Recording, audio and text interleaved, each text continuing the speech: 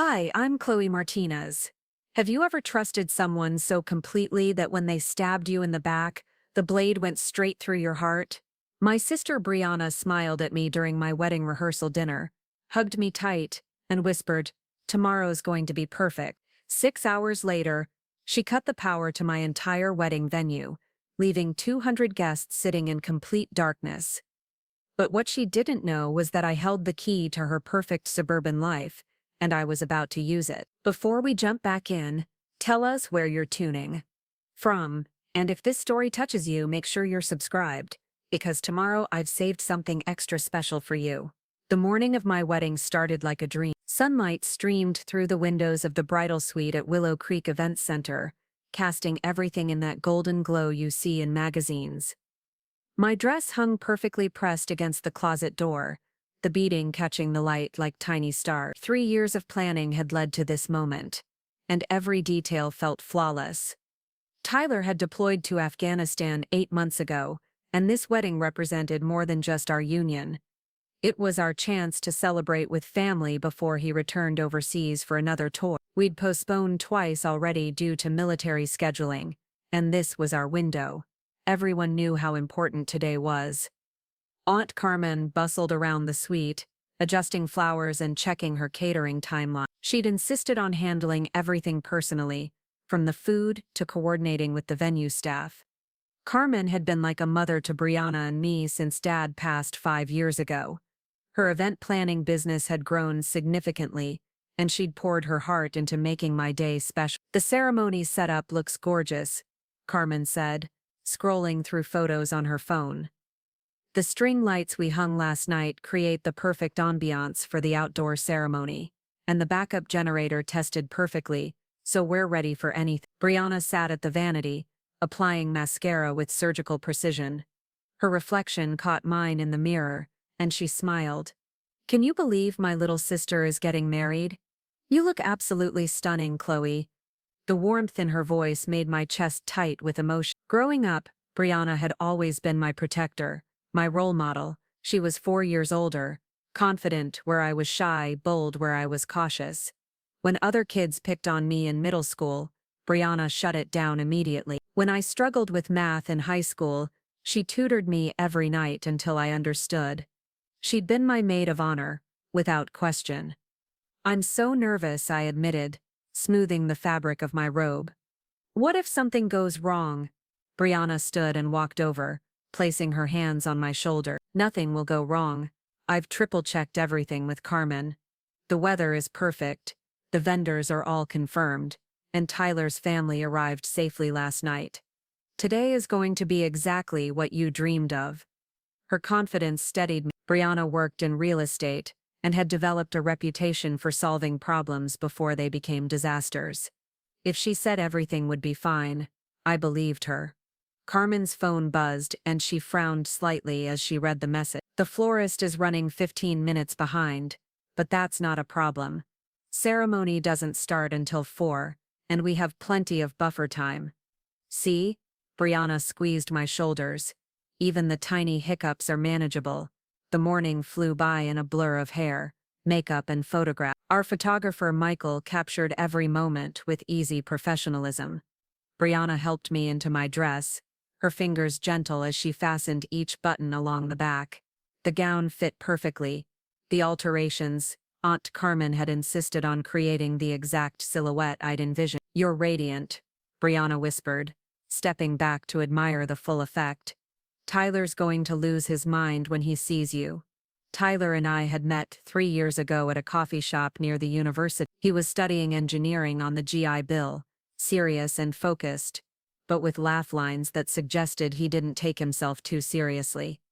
Our first conversation lasted 4 hours, spanning everything from favorite books to dreams for the future. He proposed on the beach where we'd had our first official date, getting down on one knee just as the sun set over the Pacific. The bridal party photos went smooth. Brianna looked elegant in her deep, burgundy maid of honor dress, and Tyler's sister Madison fit perfectly with the other bridesmaids. We laughed easily, the kind of natural joy that photographers love to capture. Even Kevin, Brianna's husband, seemed relaxed when he joined us for family shot. Kevin had always been pleasant but distant. He worked in insurance and spent most family gatherings discussing policy details or market trends that made everyone's eyes glaze over. Brianna had met him through work, and they'd been married for 6 years. Their daughter Paige, now 15, had the kind of sullen teenager energy that made family events feel slightly tense, but today she seemed genuinely happy to be included. "I can't wait to see Uncle Tyler in his dress uniform," Paige said during a break between photo sessions. "Military weddings are so cool." Tyler had chosen to wear his army dress blues for the ceremony. We'd debated the decision, knowing it would make the day feel more formal, but ultimately decided it honored both his service and the sacrifice we were making with his upcoming deployment. Lunch arrived courtesy of Carmen's catering team. The food was incredible, but I could barely eat. Wedding day nerves had settled in my stomach like butterflies made of steel. Brianna noticed and brought me crackers and ginger ale. "You need to eat something substantial," she said, sitting beside me on the sweet small couch. "Fainting at the altar isn't the dramatic moment you want people remembering." "I'm just overwhelmed," I confessed. "Everything feels so big, so important. What if marriage changes us? What if deployment is harder than we think?" Brianna's expression softened. "Marriage doesn't change who you are at your core, it just gives you someone to navigate life's challenges with, and deployment is temporary.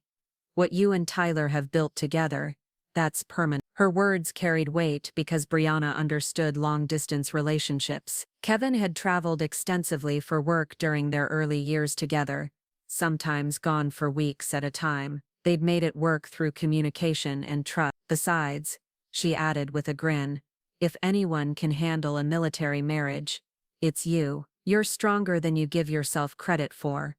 The afternoon proceeded according to schedule. Hair and makeup were completed by 2:30. The photographer captured individual portraits of me in the suite. Natural light creating the exact mood we'd discussed during our planning sessions. Carmen coordinated with the venue staff to ensure the ceremony space was ready, the reception tables properly set, and the bar fully stocked. Tyler texted me just after 3 o'clock, 5 minutes away with the groomsmen. "Can't wait to marry you, beautiful." My heart raced reading his message.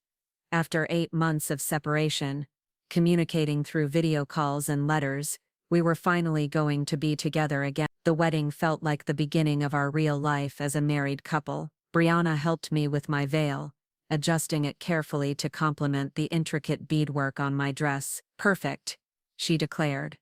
"Absolutely perfect." Carmen appeared in the doorway, clipboard in hand, and a satisfied smile on her face. "Ladies, we are ready to begin. The groomsmen are in position, guests are seated, and your groom looks exceptionally handsome in his dress blues." This was it. 3 years of planning, 8 months of anticipation, and a lifetime of dreams coming together in one perfect moment. Brianna took my hands in hers. "I love you, little sister. Today marks the beginning of your greatest adventure." "I love you too," I replied, meaning every word. We made our way downstairs to the venue's main level. Through the windows I could see guests seated in neat rows on the lawn, the string lights Carmen had mentioned creating a magical atmosphere even in daylight. The arbor Tyler and I had chosen was decorated with white roses and greenery, exactly as we'd envisioned. Carmen handed me my bouquet, a stunning arrangement of white peonies and eucalyptus that complemented my dress beautifully.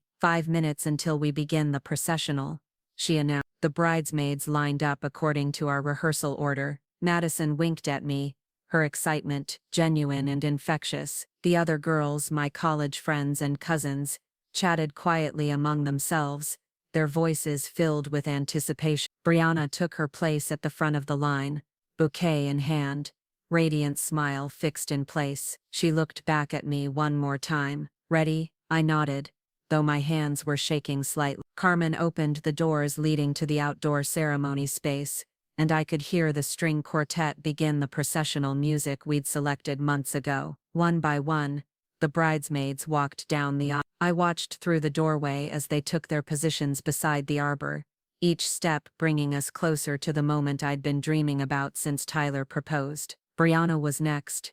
She paused beside me, squeezed my hand once, and whispered, "This is your moment. Enjoy every second." Then she was walking down the aisle, her burgundy dress flowing gracefully as she moved. I watched her take her place beside the other bridesmaids, saw her turn to face the back of the aisle where I would soon appear. Carmen appeared at my side. "Your turn, sweetheart. Tyler is waiting." I stepped toward the doorway, my heart pounding with joy and anticipation. Through the opening I could see Tyler standing at the altar in his dress blues, hands clasped behind his back, face bright with emotion. 200 guests rose to their feet, turning to watch my entry. The music swelled, and I took my first step onto the aisle runner. That's when the world went dark. Every single light went out. The string lights Carmen had carefully hung, the spotlights illuminating the ceremony space, even the small accent lights tucked among the floral arrangement. Everything died at once, plunging the entire outdoor wedding into complete darkness. Confused murmurs rippled through the crowd of guests. Someone laughed nervously. I heard Tyler's voice calling my name, though I couldn't see him anymore. The string quartet stopped playing mid-note, their instruments falling silent in the sudden chaos. "What happened?" Carmen's voice cut through the darkness, sharp with professional concern. The backup generator should have kicked in automatically, but it had. We stood in complete blackness, 200 guests, and a bridal party frozen in confusion, while my perfect wedding collapsed around us. I remained at the back of the aisle, still holding my bouquet, my beautiful dress suddenly feeling heavy and wrong. This wasn't supposed to happen. Brianna had promised nothing would go wrong. The backup systems had been tested, every detail had been planned and confirmed. "Everyone stay calm," Tyler's voice carried across the lawn, his military training evident in the command authority of his tone. "We'll get this sorted out." Carmen was already on her phone, presumably calling the venue's maintenance staff. I could hear other guests pulling out their cell phones, the small screens creating tiny points of light in the darkness. Minutes passed, then more minutes. The power didn't return. The backup generator remained silent. What should have been the most beautiful moment of my life had become a disaster that would define my wedding day forever. Standing in that darkness, holding my bouquet and feeling my dreams crumble, I never imagined that my own sister had caused that Brianna, the woman who'd promised to protect me, who'd spent the morning reassuring me that everything would be perfect, had deliberately sabotaged the most important day of my life. But I was about to learn that trust, once broken, reveals truths you never wanted to see, and sometimes the people closest to you are the ones capable of causing the deepest pain. The darkness surrounding my wedding was nothing compared to what I was about to discover about my family, and what I would do in response would change everything between us forever. The morning after my ruined wedding, I woke up in the hotel room Tyler and I should have shared as newlyweds. Instead, I lay alone in a bed that felt too big, still wearing yesterday's makeup, because I'd been too exhausted to wash it off. The wedding dress hung in the closet like a ghost, beautiful and useless. Tyler had stayed in the room next door, a decision we'd made around midnight when it became clear the power wasn't coming back, and our ceremony would have to be postponed. The venue staff had worked frantically for 3 hours, but whatever had happened to the electrical system was beyond a quick fix. 200 guests had dispersed into the night, carrying gift bags but no wedding memory. I reached for my phone and saw 17 missed calls from various family members, 43 text messages, and a voicemail from Aunt Carmen that I wasn't ready to hear. The weight of disappointment pressed against my chest like a physical thing, making it hard to breathe normally. A soft knock interrupted my wallowing. "Chloe, it's me." Tyler's voice carried through the door, gentle but concerned. I padded across the carpet in bare feet and opened the door. He stood there holding 2 cups of coffee and a bag from the hotel's continental breakfast, his hair still messy from sleep. Even in a wrinkled t-shirt and gym shorts, he looked solid and dependable. The sight of him made my throat tight with emotion. "Thought you might need caffeine," he said, stepping into the room, "and maybe some actual food, since we never got to eat at our own reception." We sat on the edge of the bed, coffee warming our hands, and tried to process what had happened. The venue had promised a full investigation into the power failure, Carmen had already called 3 times to discuss rescheduling options, but none of that addressed the deeper question haunting me. How had something so carefully planned gone so catastrophically wrong? The maintenance guy said something strange last night, Tyler mentioned, pulling a muffin apart with his fingers. When they finally got the backup generator running around 11, he mentioned that someone had manually switched off the main power supply. I looked at him sharply. Manual? You mean it wasn't an accident? That's what he said, but that doesn't make sense. Right? Who would deliberately sabotage a wedding? The question hung in the air between us, neither of us wanting to voice the implication. Willow Creek Event Center had hosted hundreds of weddings without incident. Their staff was professional and experienced. The idea that someone had intentionally caused the blackout felt impossible and terrifying at the same time. Tyler's phone buzzed with a text message. He glanced at it and frowned.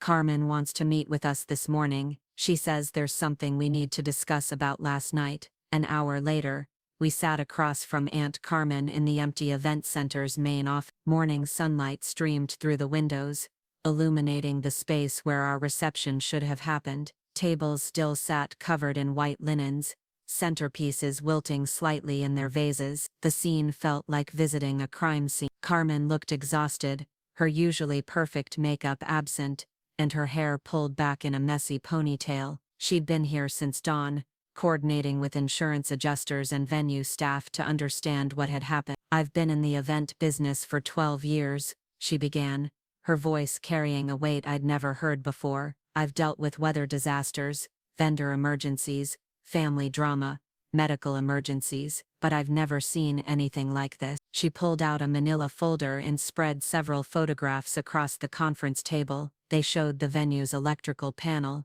located in a utility room near the main building. In the photos, several switches had been clearly moved to the off position. The head of maintenance took these pictures before restoring power, Carmen explained. See these main breaker switches? They control electricity to the entire outdoor ceremony area and the backup generator system. Tyler leaned forward, studying the images with the analytical eye of someone with engineering training. Those switches didn't flip themselves. Someone who knew exactly what they were doing turned off power to the entire wedding. But who would have access to that room? I asked, though part of me dreaded the answer. Carmen met my eyes directly. Anyone involved in the wedding setup, vendors, venue staff, family members who helped with decorations. The utility room isn't locked during events because we sometimes need quick access for adjustment. The implications settled over me like cold water. Someone in our inner circle had destroyed my wedding day. Someone I trusted had walked into that utility room and deliberately plunged my ceremony into darkness. I need to ask you something difficult, Carmen continued, her voice gentle but firm. Has anyone in the family been acting strangely lately? Any conflicts or jealousies you might not have noticed? I thought back through the previous weeks, searching for warning signs I might have missed. Planning a military wedding while the groom was deployed had been stressful, but everyone had seemed supportive. Brianna had been particularly helpful, offering to coordinate with vendors when I felt overwhelmed by logistics. Actually, now that I considered it, Brianna had been unusually involved in the technical details. She'd insisted on checking the venue's backup systems during our final walkthrough. She'd volunteered to arrive early on the wedding day, to oversee setup, while I focused on getting ready. She'd positioned herself to know exactly how everything worked. Brianna, I said quietly, the word feeling strange in my mouth. Tyler's head snapped toward me. Your sister? Chloe, that's impossible. She was your maid of honor. She helped plan everything, but Carmen wasn't looking surprised. Her expression suggested she'd already reached the same conclusion. What makes you think it was Brianna? She knew the venue inside and out. She'd been here multiple times for planning meetings. Yesterday morning, she was the one who mentioned the backup generator specifically, almost like she was making sure I knew it existed. The pieces were clicking together in my mind, forming a picture I didn't want to see. And she was missing for about 20 minutes right before the ceremony started. Said she was checking on something with the catering staff. Carmen nodded slowly. The maintenance timestamp shows the power was cut at 3:47 p.m., right when the processional music was supposed to begin. 20 minutes.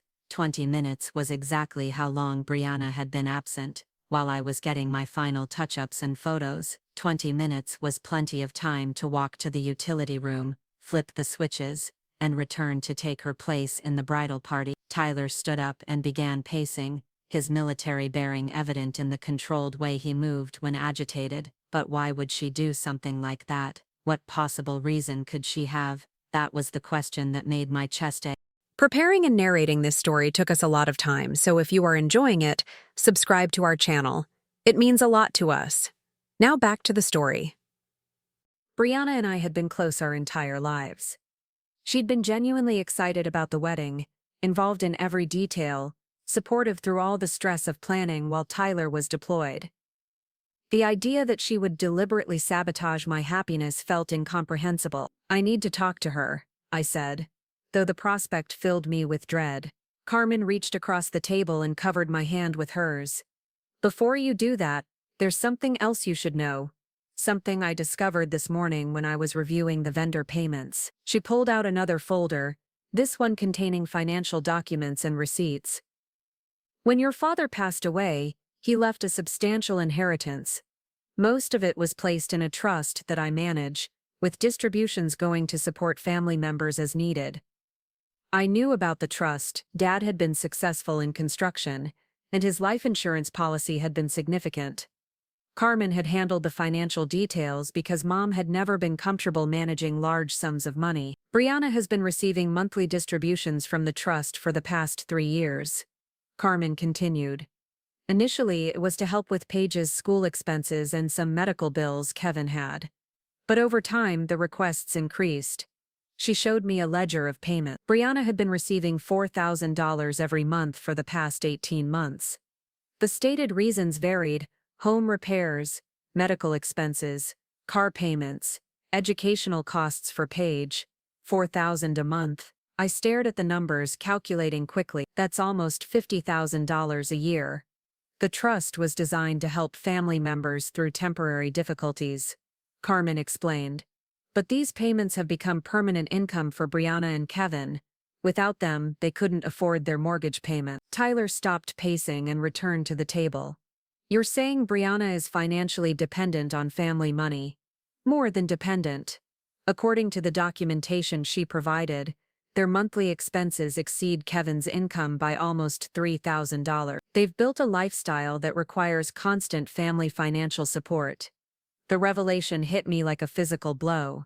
Brianna lived in a beautiful house in Oakwood Heights, drove a new SUV, sent Paige to private school, and maintained a wardrobe that suggested significant disposable income. I'd assumed Kevin's insurance career was more lucrative than it apparently was.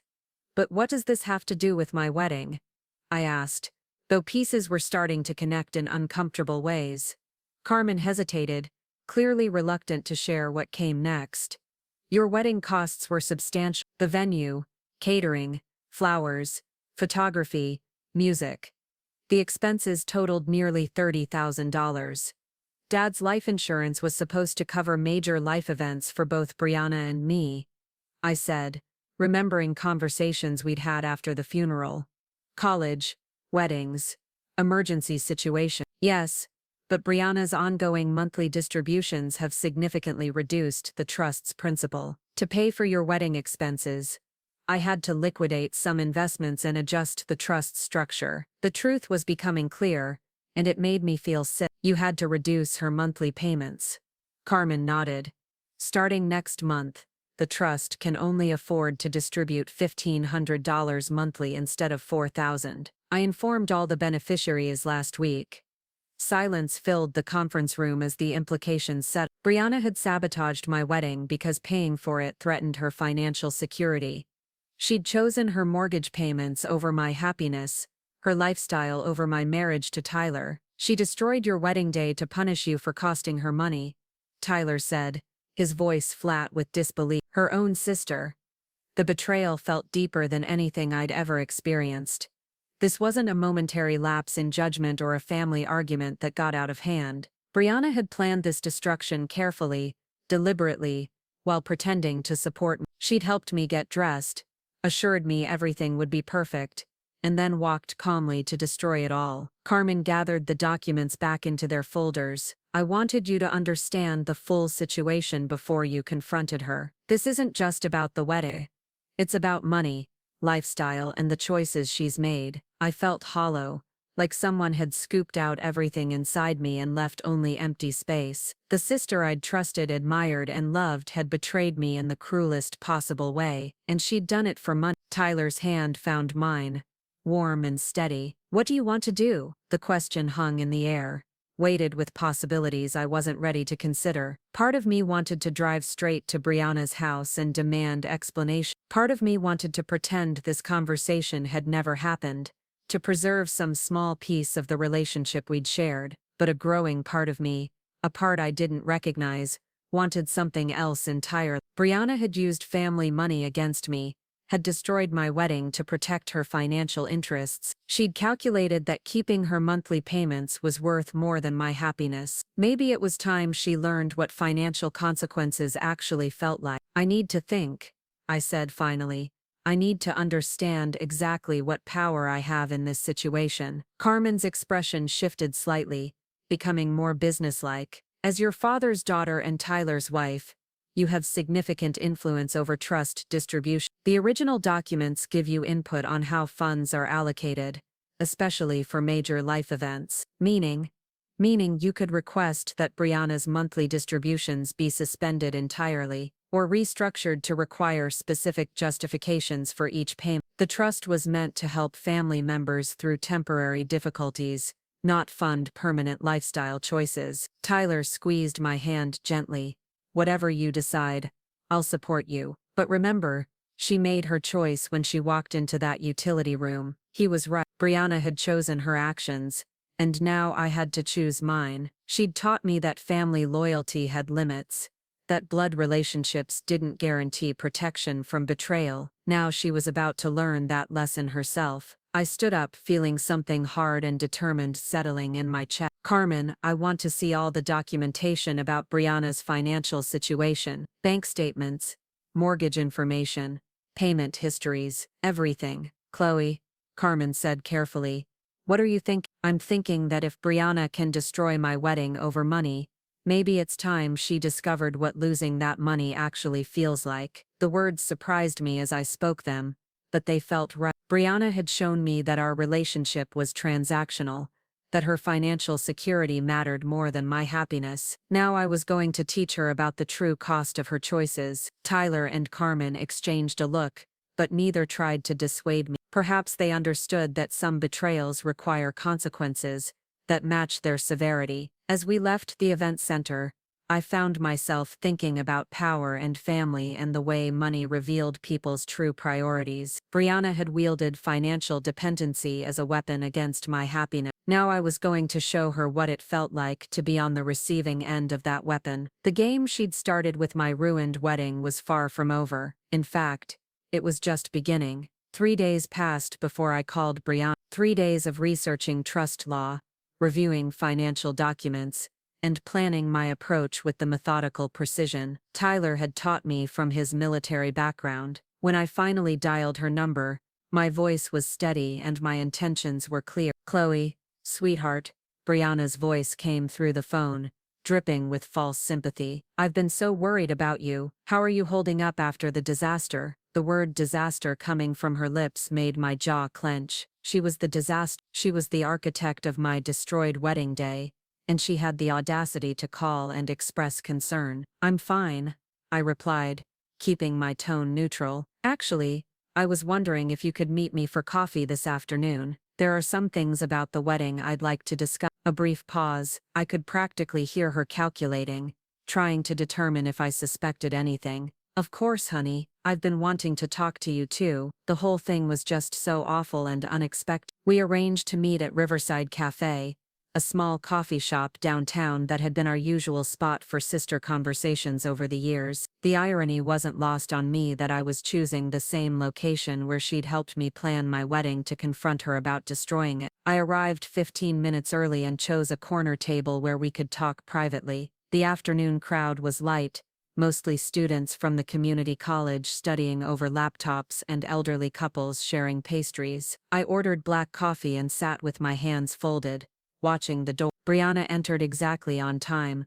looking polished as always in a designer sweater and dark jeans that probably cost more than most people's monthly grocery budget. She spotted me immediately and approached with arms open for a hug. "You look tired," she said, settling into the chair across from me. "Are you sleeping okay?" "Well enough," I replied, studying her face for any signs of guilt or nervousness. She appeared completely comfortable, which told me everything I needed to know about her capacity for deception. She ordered a complicated latte with extra shots and sugar-free vanilla syrup, the kind of drink that cost $6 and took 5 minutes to prepare. While we waited, she filled the silence with chatter about Paige's school activities and Kevin's latest work project, as if nothing significant had happened between us. "So," she said once her drink arrived, "have you and Tyler made any decisions about rescheduling? I know you must be devastated about having to postpone everything." The word postpone struck me as particularly calculated.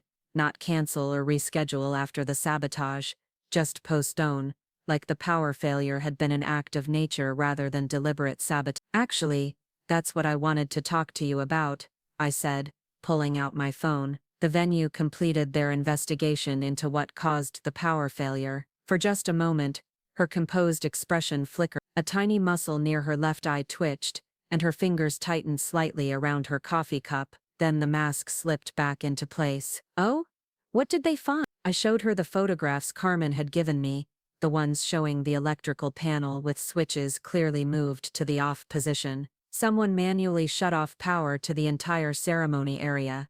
Someone who knew exactly which switches to flip. Brianna studied the photos with convincing curiosity, even leaning forward to get a better look. "That's terrible. You mean someone deliberately sabotaged your wedding? Who would do such a thing?" Her acting was flawless. If I hadn't already known the truth, I might have believed her shock was genuine, but knowing what I knew, watching her perform innocence felt like watching a snake shed its skin. "I was hoping you might have some insight," I said carefully. "You were involved in so much of the planning. You knew the venue layout better than anyone except Carmen." "Chloe, surely you don't think I had anything to do with this?" Her voice carried just the right note of hurt confusion. "I was devastated when the lights went out. I was standing right there with the other bridesmaids, ready to watch you marry Tyler." "Where were you about 20 minutes before the ceremony started?" I asked, when I was getting my final photos taken. Another flicker, quickly suppressed. "I was checking on some details with the catering staff, making sure everything was ready for the reception." "Why?"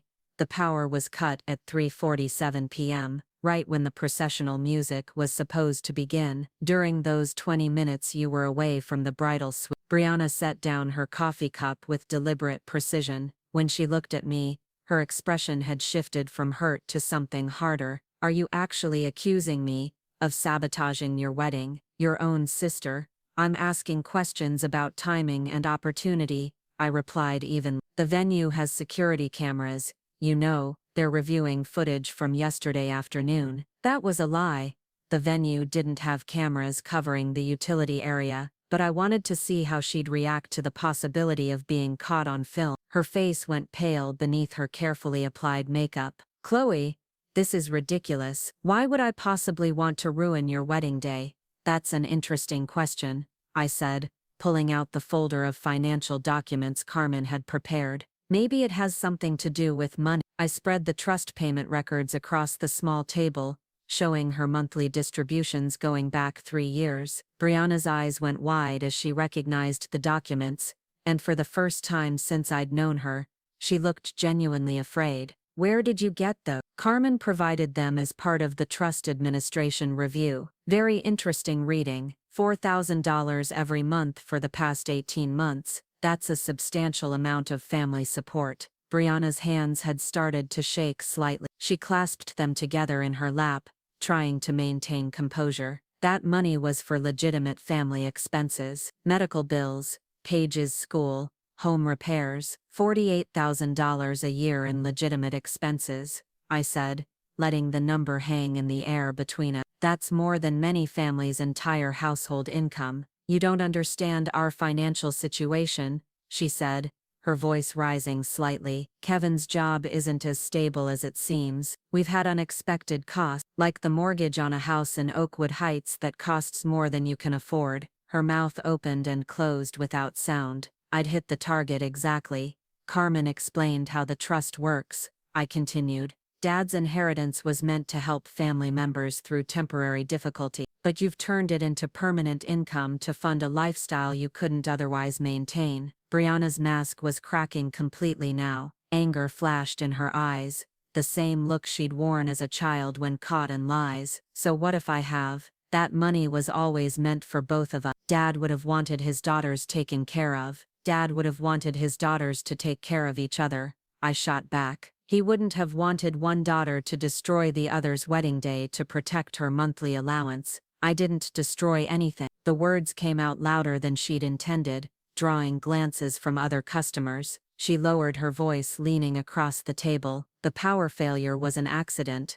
The power failure was sabotage. And you did it because you found out that paying for my wedding would reduce your monthly payments from $4,000 to $1,500. The silence that followed lasted nearly a full minute. Brianna stared at the financial documents, her breathing shallow and quick. When she finally looked up, the pretense was gone entirely. You have no idea what it's like, she said, her voice low and bitter, trying to maintain appearances, trying to give Paige the life she deserves, watching Kevin struggle with work stress because we're always behind on bills. So you decided to make sure I suffered instead. I decided to protect my family, she snapped. That wedding was a luxury. You could have gotten married at City Hall for $50, but no, you had to have the perfect venue, the perfect dress, the perfect everything. And who pays for your perfect day? The family money that keeps my daughter in private school. There it was, the truth, finally spoken aloud. Brianna had weighed my happiness against her financial security and chosen herself. She'd calculated that destroying my wedding was an acceptable price to pay for protecting her lifestyle. So you walked into that utility room and flipped the switches, I said. She didn't deny it this time. I thought maybe if the wedding was postponed you'd realize how expensive it was getting and choose something simpler, something that wouldn't impact the trust distributions. You thought wrong. Brianna straightened in her chair, some of her old confidence returning. What are you going to do? Tell everyone what a terrible sister I am? Turn the whole family against me? I'm going to do exactly what you did to me, I said, gathering the documents back into their folder. I'm going to make a choice about money versus family loyalty. Her face went white. What do you mean? I mean, I'm exercising my rights as a trust beneficiary to request a full review of all distributions. Effective immediately, your monthly payments are suspended, pending investigation into whether they're being used for their intended purpose. The coffee cup slipped from her hands, hitting the table with a sharp crack. Brown liquid spread across the wooden surface, but neither of us moved to clean it up. You can't do that, she whispered.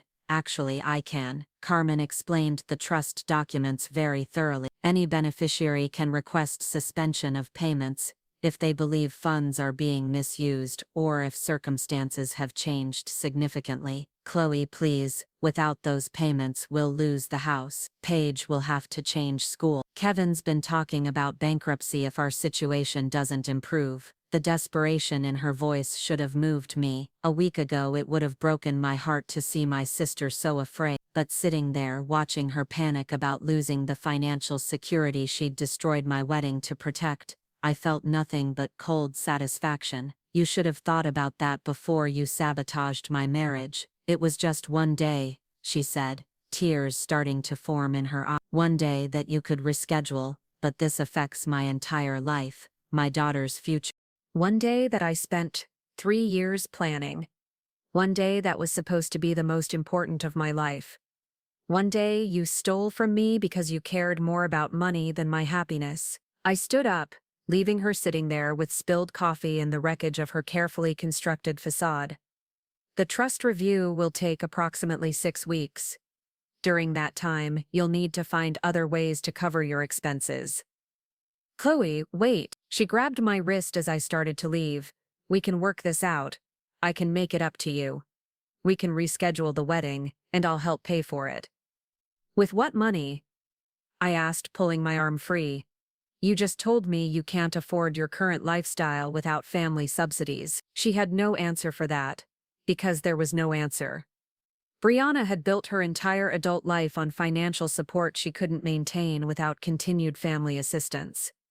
Now she was about to learn what it felt like when that support disappeared. I walked out of the coffee shop, leaving her sitting among the evidence of her own choices. Through the window, I could see her frantically dialing her phone, probably calling Kevin to explain the disaster that was about to engulf their perfect suburban life. The drive home gave me time to think about what came next.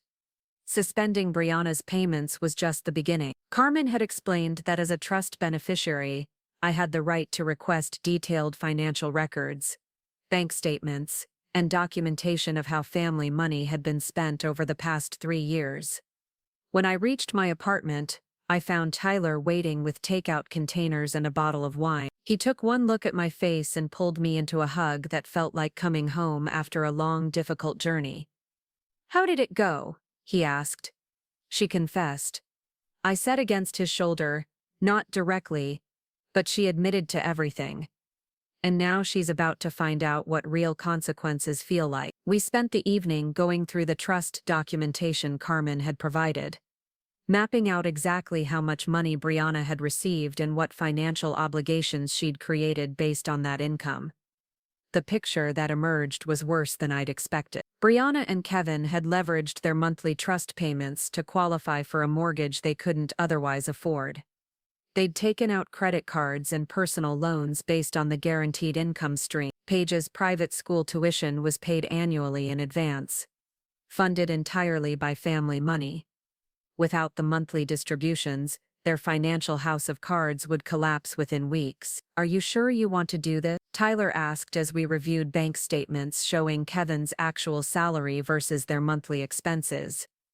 "Once you pull this trigger, there's no going back to the relationship you had with her." I thought about the sister who'd taught me to ride a bicycle, who'd defended me from bullies, who'd helped me through heartbreak and celebrated my successes. Then I thought about the woman who'd smiled at me while getting ready for my wedding, who'd hugged me and promised everything would be perfect, and who'd then calmly walked away to destroy the most important day of my life. "She already destroyed our relationship when she chose money over me," I said. "Now she gets to live with the consequences of that choice." Tyler nodded, understanding in his eyes. "What do you need me to do?" "Help me document everything. If we're going to do this, we're going to do it properly. Every payment, every expense, every lie she told to justify taking family money for luxuries instead of necessities." We worked late into the night, building a case that would withstand any legal challenge Brianna might mount. By morning, we'd assembled a comprehensive review that showed exactly how she'd manipulated the trust system to fund a lifestyle far beyond her means. When Carmen arrived at 9 a.m. to review our findings, she looked grim but unsurprised. "This is worse than I thought," she said, scanning through the financial analysis Tyler had prepared. "They're not just dependent on trust money, they're financially insolvent without it." "Good," I said, and meant it. Let her feel what it's like when someone she trusts takes away her security. Carmen studied my face carefully. "Chloe, I want to make sure you understand what this means. If we suspend her payments permanently, Brianna and Kevin will lose their house. Paige will have to transfer to public school.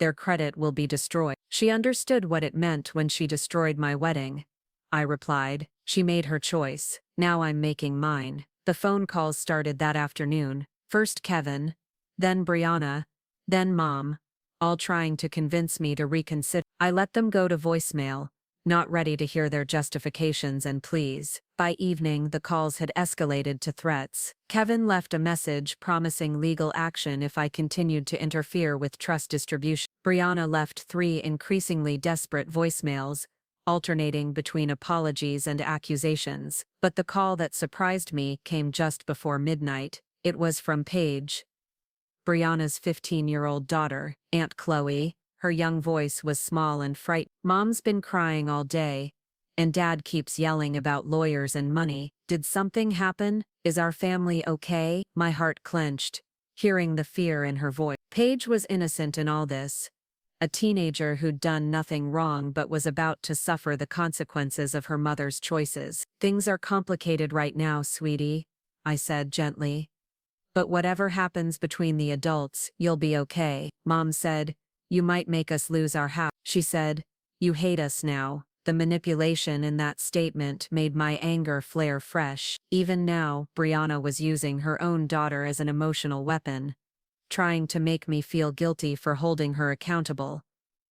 "I don't hate anyone," I told Paige, "but sometimes adults have to face consequences for their choices. Your mom made some decisions that hurt people, and now she has to deal with the result." After hanging up, I sat in the darkness of my living room, weighing teenage tears against wedding sabotage, innocent confusion against calculated betrayal. It would be easy to let guilt override justice, to restore Brianna's payments, and pretend forgiveness would fix everything. But forgiveness without consequences wasn't healing, it was enabling. And Brianna had shown me exactly how much she valued our relationship when she chose to destroy my wedding rather than accept a temporary reduction in her monthly allowance. The next morning brought news that confirmed my decision was having the intended effect. Carmen called to inform me that Kevin had requested an emergency meeting with a bankruptcy attorney, and Brianna had made inquiries about putting their house on the market. "They're panicking," Carmen reported. "Kevin called me 3 times yesterday, demanding I restore the payments immediately. When I explained the trust review process, he started threatening to sue everyone involved." "Let him try," I said. "We have documentation of every penny and every lie. His threats are just desperation." But even as I spoke the words, part of me felt the weight of what I was doing. Brianna's financial destruction was unfolding exactly as I'd planned, but watching it happen felt different than imagining it, more final, more real, more consequential than simple revenge. Tyler found me that evening staring out the window at the sunset, lost in thought about power and family and the point of no return. "Second thoughts?" he asked, settling beside me on the couch.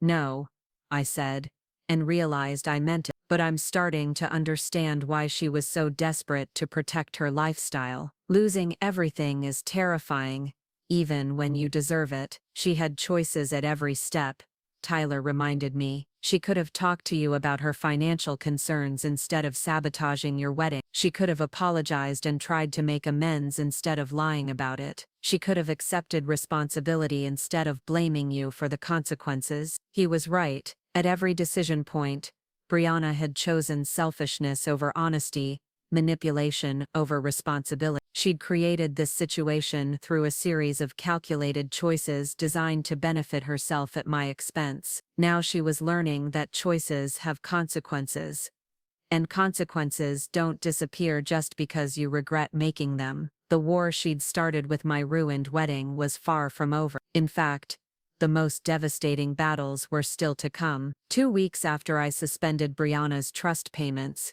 the real devastation began to unfold. I watched from a distance as her perfectly curated life crumbled piece by piece, each consequence a direct result of choices she'd made long before she sabotaged my wedding. The first domino fell when their mortgage company sent a notice of default. Without the monthly trust distributions, Kevin and Brianna couldn't cover their house payment, which was nearly $3,000 monthly for their Oakwood Heights property. They'd qualified for the loan based on documented trust income, treating family money as guaranteed salary. Carmen called me on a Tuesday morning to relay the information she'd received from Brianna's increasingly frantic phone calls. "She's asking if there's any way to expedite the trust review process. Kevin's talking about selling his car to make this month's payment, but that's just buying time." I was sitting in my apartment, still surrounded by wedding planning materials I hadn't had the heart to put away. Invitation samples, fabric swatches, and venue photos served as daily reminders of what Brianna had stolen from me. Each time I felt a flicker of sympathy for her situation, I looked at those remnants of my destroyed dreams. "How long do they have before foreclosure proceedings begin?" I asked. "Typically 90 days after the first missed payment, but their loan terms might be different." She's also mentioned that Paige's school is asking about next year's tuition payment. Apparently they pay annually in advance, and the deadline is coming up. The private school tuition was another piece of Brianna's lifestyle, funded entirely by family money. $15,000 per year for a teenager to attend an elite academy that offered nothing the local public schools couldn't provide, except social status. It was the kind of expense that revealed exactly what Brianna prioritized. Tyler emerged from the kitchen carrying 2 cups of coffee, settling beside me on the couch where I'd spread out the latest financial documents Carmen had provided. His presence grounded me, reminding me that while Brianna's world was collapsing, mine was moving forward. "Any word on the wedding venue rescheduling?" he asked. Though we both knew the answer, the venue had been understanding about the circumstances, offering to hold our deposit for up to 6 months while we decided on new dates. But Tyler's deployment schedule made timing complicated, and the emotional weight of planning another ceremony felt overwhelming. Every vendor, every detail, every decision reminded me of my sister's betrayal. "I'm not ready yet," I admit. "Maybe when this is all over, when there's some kind of resolution." Tyler nodded, understanding without judgment. He'd been patient through every stage of this crisis, supporting my decisions while letting me work through the complex emotions of family betrayal. His steady presence was one of the few things keeping me anchored as I navigated the storm I'd created. My phone buzzed with yet another call from Brianna. I'd stopped answering days ago, but the frequency was increasing. She was calling multiple times daily now, sometimes leaving voicemails that ranged from tearful apologies to angry accusations, to desperate bargaining attempts. "You should probably listen to the latest one," Tyler suggested gently. "Know what you're dealing with." I put the phone on speaker and played her most recent message. Brianna's voice was raw, like she'd been crying for hours. "Chloe, please, I know you're angry, and you have every right to be. I made a terrible mistake, and I'm sorry, but Paige doesn't deserve to suffer for my choices. She's 15 years old, and she's asking me why we might have to move, why her friends at school are talking about her family having money problems. Please don't punish an innocent child for what I did." The message continued for nearly 3 minutes, Brianna's voice becoming increasingly desperate, as she outlined the mounting consequences of the suspended payments. Credit card companies were calling daily. Kevin's stress was affecting his work performance. Their marriage was straining under the financial pressure. "She's using Paige as leverage," I said after the message ended, "making me feel responsible for her daughter's suffering." "Are you?" Tyler asked, his question direct but not judgmental. I considered it carefully. Paige was innocent, a teenager caught in the crossfire of adult decisions and consequences, but Brianna was the one who'd created this financial house of cards, who'd chosen to build her family's lifestyle on money that was never guaranteed to be permanent. Brianna made choices that put Paige at risk long before I suspended the payments, I said finally. She used family money to create a life she couldn't maintain independently, then sabotaged my wedding when that lifestyle was threatened. Paige is suffering because of her mother's decisions, not mine. Tyler squeezed my hand.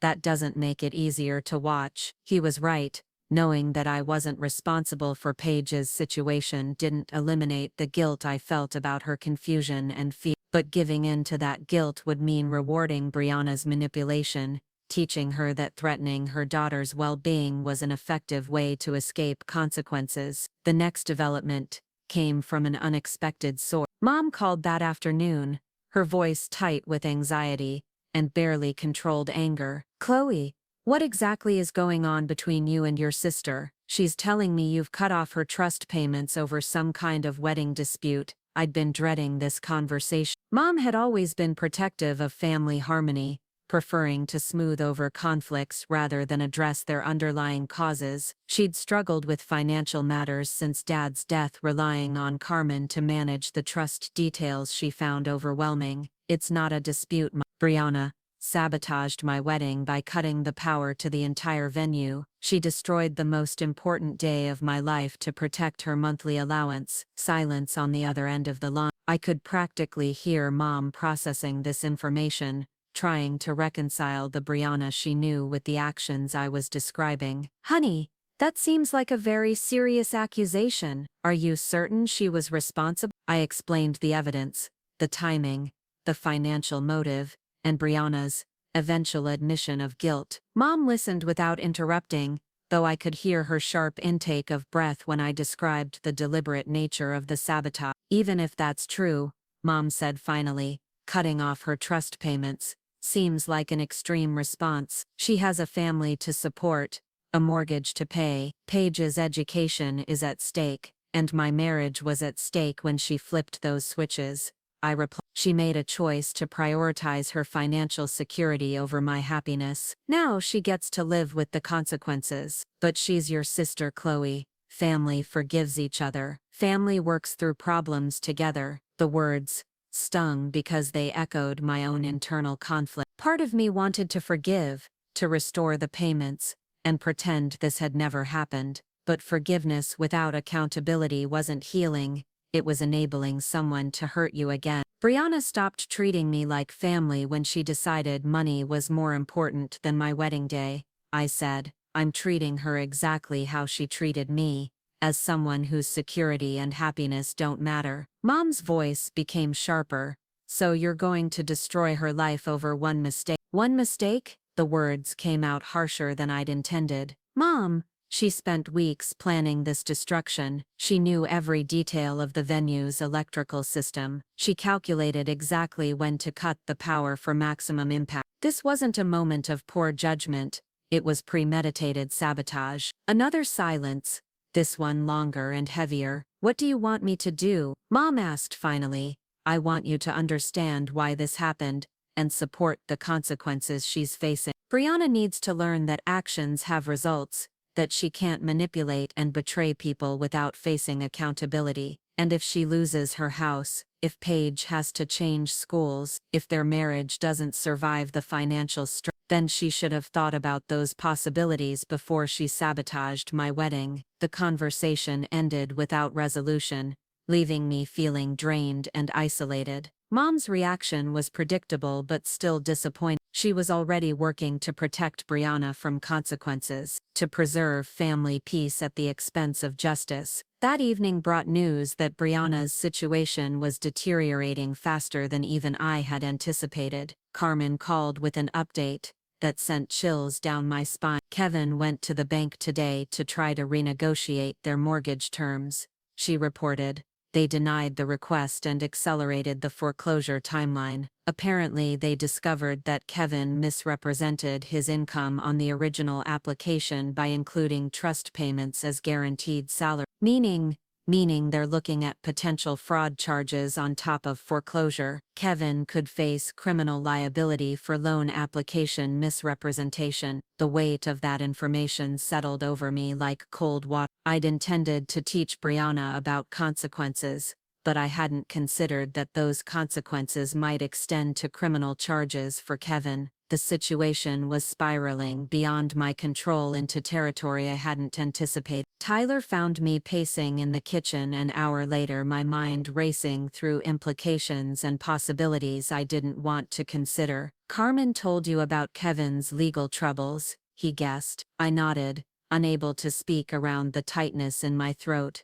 Hey, Tyler said, turning me to face him. This isn't your fault. Kevin chose to lie on loan applications. He chose to treat trust money as permanent income. Those were his decisions, made long before you suspended the payments. But if I hadn't suspended them, none of this would be happening right now. If Brianna hadn't sabotaged our wedding, none of this would be happening right now. Tyler corrected. You're not responsible for the mess she created. You're just the one who stopped enabling it. Intellectually, I knew he was right. But emotionally, watching the complete destruction of my sister's life felt heavier than I'd expected. This wasn't the clean satisfaction of justice served, it was the messy, complicated reality of family relationships destroyed by money and betrayal. The next morning brought a knock at my door that I'd been both expecting and dreading. Brianna stood on my doorstep looking like she'd aged 5 years in 2 weeks. Her usually perfect hair was unwashed,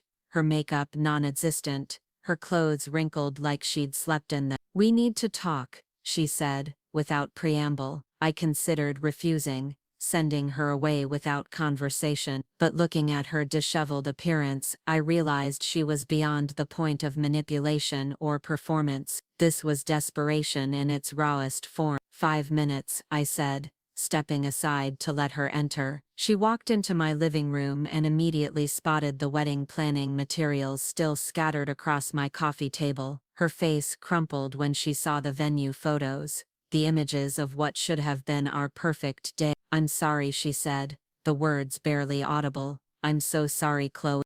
I know that doesn't fix anything, but I need you to know that I regret what I did every single day." "Sorry doesn't turn the lights back on," I replied, standing while she sank onto my couch. "Sorry doesn't give me back my wedding day." "I know, but please don't destroy my entire family over my mistake. Kevin could go to jail. Paige is having panic attacks at school. Our marriage is falling apart under the stress." The raw pain in her voice was hard to listen to, but I forced myself not to look away from the consequences of her choices. "You destroyed my wedding to protect your financial security," I said. "Now you're asking me to protect your financial security after you destroyed my wedding. Do you see the irony there? I see that I was wrong. I see that I made a terrible choice based on fear and selfishness. But I'm begging you not to make the same kind of choice I did." Her words were carefully chosen, designed to make me the villain if I continued holding her accountable. But I wasn't falling for the manipulation this time. "I'm not making the same choice you did," I said. "You sabotaged someone who loved and trusted you. I'm holding someone accountable who betrayed and hurt me. Those aren't the same thing." Brianna was crying now, tears streaming down her face without any attempt to hide them. "What do you want from me? What can I do to fix this?" "You can't fix it. You can't give me back my wedding day. You can't erase the humiliation of 200 guests sitting in darkness. And you can't restore the trust you broke when you chose money over family. So that's it? You're going to watch us lose everything? I'm going to let you face the natural consequences of the choices you made. The same way you let me face the consequences of trusting you." She stood up abruptly, anger flashing through her tears. "You're enjoying this. You're enjoying watching me suffer." "I'm not enjoying it," I said honestly. "But I'm not stopping it either. You taught me that family loyalty has limits, that blood relationships don't protect you from betrayal. Now you get to learn that lesson yourself." Brianna moved toward the door, then turned back one last time. "Kevin's talking about leaving, taking Paige and starting over somewhere else, away from all this family drama. If that happens, you'll never see your niece again." The threat was obvious, a final attempt to use Paige as leverage against my resolve. But threats only worked if you cared more about avoiding them than maintaining your principles. "Then that will be Kevin's choice," I said. "Just like sabotaging my wedding was your choice and suspending your payments was mine." After she left, I sat among my wedding planning materials and tried to process what I was feeling. Not satisfaction, not guilt, just a strange emptiness where my relationship with my sister used to exist. Tyler found me there an hour later, staring at photos of a venue that would forever remind me of darkness and betrayal. "How are you holding up?" he asked. "I don't know," I admitted. "Part of me wants to end this, to restore her payments and try to move forward. But another part of me knows that would just be enabling her to hurt people again." "What does your gut tell you?" I considered the question carefully. My gut told me that Brianna hadn't learned anything from this experience except that consequences were painful. She hadn't acknowledged the full scope of her betrayal, hadn't taken responsibility for the choices that created her financial vulnerability, and hadn't shown any genuine understanding of why her actions were unforgivable. She was sorry she was suffering, but she wasn't sorry she'd made me suffer. "My gut tells me this isn't over yet," I said finally. Tyler nodded, understanding in his eyes. "Then we see it through to the end." The evening news brought an unexpected development that confirmed my instincts about Brianna's character. A local reporter had somehow gotten wind of Kevin's legal troubles, and was investigating the story of a local couple facing foreclosure and potential fraud charges. The segment that aired that night painted Kevin and Brianna as victims of economic hardship rather than consequences of their own choices. Brianna had clearly spoken to the reporter, presenting their situation as a tragedy of circumstances beyond their control. The family has faced unexpected financial setbacks, Brianna said in the interview, her appearance carefully composed for the cameras. We're working with attorneys to resolve these issues and hope to keep our home for our daughter's sake. No mention of trust fund dependence, no acknowledgement of lifestyle choices beyond their means, no reference to the wedding sabotage that had triggered this crisis, just carefully crafted victim narrative designed to generate sympathy and public pressure. Watching my sister manipulate public opinion while refusing to acknowledge her own responsibility confirmed everything I needed to know about her character. She wasn't learning from consequences, she was working to escape them through manipulation and lie. The war she'd started with my ruined wedding was about to enter its final phase, and I was going to make sure she finally understood the full cost of her choices. Tomorrow would bring the documentation that would end her financial dependence permanently and expose the truth about what kind of person she really was. The final confrontation came 3 weeks later, not at my apartment or a coffee shop, but in Carmen's law office. The formal setting felt appropriate for what was about to become the legal dissolution of my relationship with Brianna. Carmen had called that morning to inform me that the trust review was complete, and we needed to meet to finalize the new distribution structure. What she didn't mention until I arrived was that Brianna had requested to attend the meeting, bringing her own attorney to contest the finding. I walked into the conference room to find Brianna sitting across from where I would sit, flanked by a nervous-looking lawyer who kept shuffling papers and checking his phone. She looked composed again,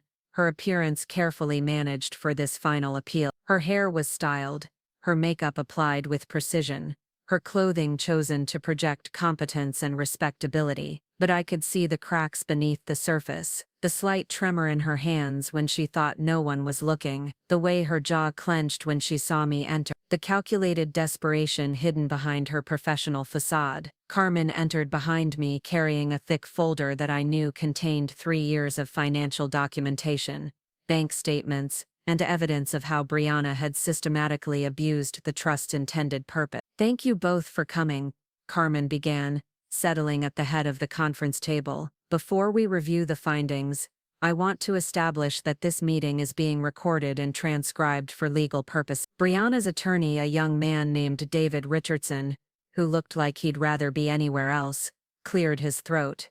"My client disputes the allegations that have led to the suspension of her trust distribution. We're here to present evidence that these payments were legitimate and necessary." Carmen opened her folder and began spreading documents across the polished table. Bank statements, credit card records, mortgage applications, school tuition payments, and a detailed analysis of every dollar Brianna had received over the past 3 years. The trust established by Robert Martinez was designed to provide temporary financial assistance to family members facing genuine hardship, Carmen said, her voice taking on the formal tone she used for legal proceedings. "The documentation shows that Brianna Walsh has received $144,000 over the past 3 years. The number hung in the air like smoke. Even knowing it intellectually, hearing the total amount spoken aloud was staggering. Brianna had received more money from the family trust than many people earned in multiple years of full-time work. These payments were justified by documented expenses,"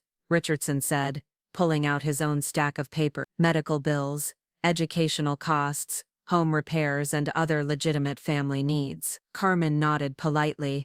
"Let's examine those documented expenses." She turned to a page marked with red tabs. Medical bills totaling $8,000 over 3 years. School tuition payments of $45,000. Home repair receipts for $12,000. She paused, letting the mathematics settle. That accounts for $65,000 of the $144,000 receipts. Where did the remaining $79,000 go? Richardson shuffled through his papers, clearly unprepared for this level of detailed analysis. General living expenses, utilities, car payments, insurance costs. living expenses that exceed the primary earner's salary by nearly $3,000 monthly, Carmen replied smoothly. Mr. Walsh's documented income shows he earns approximately $54,000 annually. Their monthly expenses, based on bank records and credit card statements, average $7,800. The trap was closing, and everyone in the room could feel it. Brianna had built a lifestyle that required nearly twice her husband's income, using family money to bridge the gap between reality and the appearance she wanted to maintain. Furthermore, Carmen continued, the mortgage application for their current residence lists household income as $96,000 annually, including the trust distributions as guaranteed income. This constitutes misrepresentation to the lending institution. Brianna spoke for the first time since I'd entered the room. Those payments were regular and reliable. We had every reason to believe they would continue. The trust documents explicitly state that all distributions are temporary and subject to review based on changing circumstances, Carmen replied. No beneficiary was ever guaranteed permanent income. I watched Brianna's face as the legal walls closed around her. She'd gambled everything on family money continuing indefinitely, never considering that her actions might jeopardize the very security she'd sabotaged my wedding to protect. Richardson made one last attempt to salvage his client's position. Even if some financial decisions were imprudent, cutting off all support seems punitive rather than corrective. My client is willing to accept reduced payments and increased oversight. Carmen turned to, as the primary remaining beneficiary and co-trustee, the decision on future distributions rests with you, Chloe. This was the moment I'd been working toward for weeks, the power to restore Brianna's payments, to show mercy, to choose forgiveness over justice. Everyone in the room was waiting for my decision, including Tyler, who sat beside me providing silent support. I want to read something first, I said, pulling out a letter I'd written the night before. This is what I was going to say in my wedding vows, before my sister destroyed that opportunity. Brianna's face went pale, but she didn't interrupt as I began reading. Tyler, when I think about why I love you, I think about I love that you've never lied to me, never manipulated me, never put your own interests above mine. I love that when you make a promise, I know you'll keep it, even when keeping it is difficult. I love that you've shown me what it means to be truly loyal to someone, to choose their happiness even when it costs you something. My voice remained steady, though the words carried 3 years of emotion and plan. I thought I understood those qualities, because I grew up in a family where loyalty was supposed to be automatic, where blood relationships were supposed to guarantee protection and support. But you've taught me the difference between real loyalty and the obligation people call family loyalty. Real loyalty is chosen, real loyalty is tested. Real loyalty means putting someone else's well-being above your own convenience. I looked directly at Brianna as I continued reading. My sister taught me that some people will smile at you while planning your destruction, will hug you while calculating how your happiness threatens their security, will promise you everything while preparing to take it away. She taught me that calling someone family doesn't make them loyal, and being related to someone doesn't make them trustworthy. Brianna's attorney shifted uncomfortably, clearly recognizing that this wasn't standard legal proceeding. But you've taught me that real love, real partnership, real loyalty exists when someone chooses you every day, when they protect your dreams instead of sabotaging them, when they celebrate your joy instead of resenting it. So Tyler, I promise to choose you every day, to protect your dreams the way you've protected mine, and to show you the same loyalty you've shown me. I folded the letter and set it on the table. That's what I was going to promise my husband on the day my sister destroyed our wedding to protect her monthly allowance. The silence that followed was thick with emotion and legal tension. Richardson looked like he wanted to object to emotional manipulation, but couldn't figure out how to phrase it professionally. Carmen spoke first. Chloe, what is your decision regarding future trust distribution? My decision is that Brianna Walsh is permanently removed as a beneficiary of the Robert Martinez Family Trust. All future distributions will be suspended indefinitely, with no option for reinstatement. Brianna's composure finally cracked completely. You can't do this. This will destroy everything. Paige will lose her school. We'll lose our house. Kevin might go to jail. You should have considered those consequences before you sabotaged my wedding, I replied calmly. It was one day, she screamed, standing up from her chair. One day that you could have rescheduled. You're destroying my entire life over one day. One day that took 3 years to plan. One day that was supposed to be the most important of my life. One day you stole from me, because you cared more about money than my happiness. Richardson was trying to calm his client, but Brianna was beyond professional restraint now. I was protecting my family. I was making sure my daughter could stay in her school, that we could keep our home. I was being a responsible mother. You were being a selfish sister. I shot back. You taught me that family relationships are transactional, that love has conditions, that loyalty only extends as far as convenience. Now you get to live with the consequences of that lesson. Carmen intervened before the confrontation could escalate further. The trust decision is final and legally binding. Ms. Walsh, I recommend you focus on working with your attorney to address the mortgage and potential legal issues resulting from the loan misrepresentation. Brianna turned to me one last time, her face streaked with tears and twisted with rage. I hope you're satisfied. I hope destroying my life was worth it. I didn't destroy your life, I said quietly. I just stopped enabling the choices that were destroying it. You built everything on money that was never yours, then sabotaged the person who loved you to protect what you'd stolen. This isn't my revenge, Brianna. This is your reality. She left with Richardson, who was already making notes about damage control and bankruptcy procedure. Through the conference room window, I watched them walk to their cars, Brianna's perfect posture finally collapsing under the weight of consequences she could no longer escape. Carmen began gathering the documents. Are you sure about this decision? Once it's filed with the court, there's no changing it. I'm sure, I said, meaning it completely. Tyler and I drove home in comfortable silence, the weight of 3 weeks of legal battles and family destruction finally lifting from my shoulder. The war Brianna had started with my ruined wedding was over, and she'd lost everything she'd tried to protect. That evening, as we sat on my couch planning our rescheduled wedding, my phone rang one final time. Not Brianna, not Mom, not any of the family members who'd been pressuring me to restore the payments. It was Paige, Aunt Chloe. Her young voice was different now,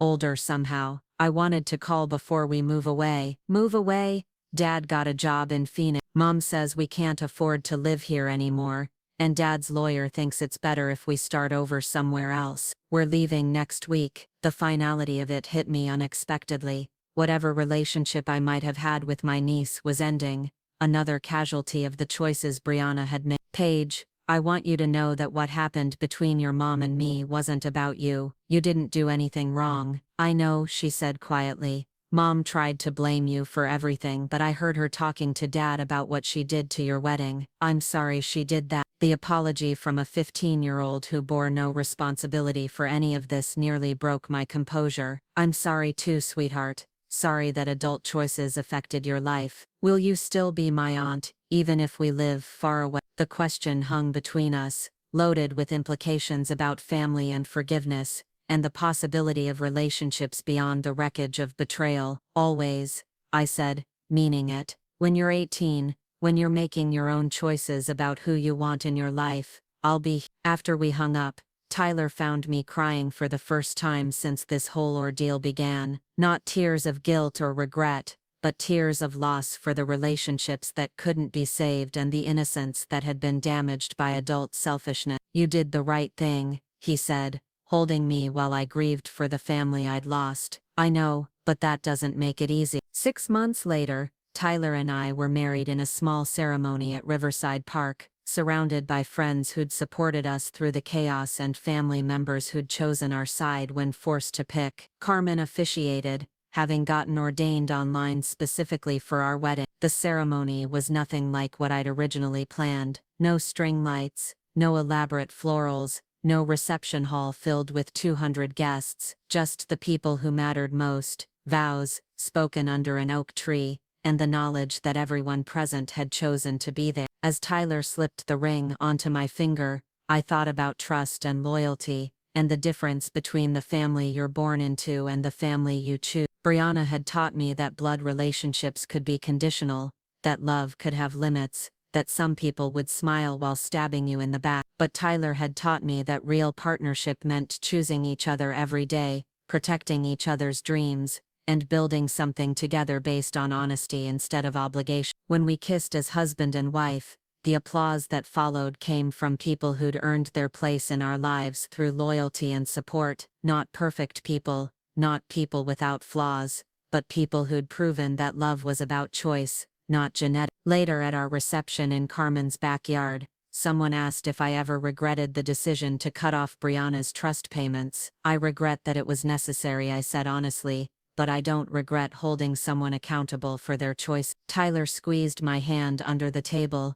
and I realized that the wedding Brianna had destroyed had led to something better, not more elaborate or expensive, but more authentic, more real. The last I heard, Brianna and Kevin had divorced 6 months after moving to Phoenix. Kevin took a plea deal for the mortgage fraud charges, avoiding jail time but destroying his credit permanently. Brianna was working as a receptionist at a dental office, living in a one-bedroom apartment, struggling to rebuild a life based on reality instead of family subsidy. Paige had kept her promise to stay in touch, sending occasional texts that gradually revealed her mother's continued refusal to accept responsibility for the choices that had led to their family's destruction. But that was their story to write. Mine was being written with Tyler, in a marriage built on trust instead of obligation, loyalty instead of manipulation, choice instead of genetics. Sometimes people ask if I miss having a sister. The truth is, I never really had one. I had someone who shared my DNA and my childhood,